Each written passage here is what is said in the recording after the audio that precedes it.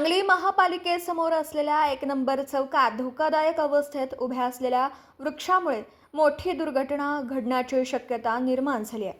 विशेष म्हणजे हा वृक्ष ज्या ठिकाणी उभा आहे त्या समोरच महापालिकेच्या बागा विभागाचे कार्यालय असतानाही प्रशासनाने याकडे दुर्लक्ष केल्याची तीव्र नाराजी नागरिकांमधून व्यक्त होतीये।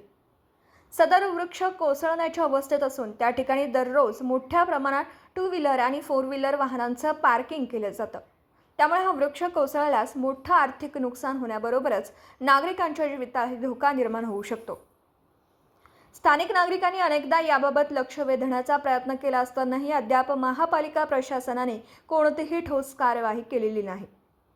महापालिकेच्या कार्यालयासमोरच हा धोकादायक वृक्ष उभा असताना देखील अधिकाऱ्यांना तो दिसत नाही का, असा संतप्त सवाल नागरिकांकडून उपस्थित होतोय।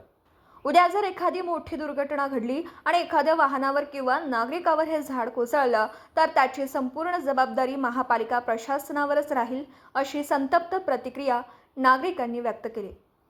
दरम्यान संभाव्य दुर्घटना टाळण्यासाठी महापालिकेच्या बागा विभागाने तातडीने या वृक्षाची पाहणी करून आवश्यक ती कारवाई करावी, अशी मागणी नागरिकांकडून जोर धरू लागली आहे।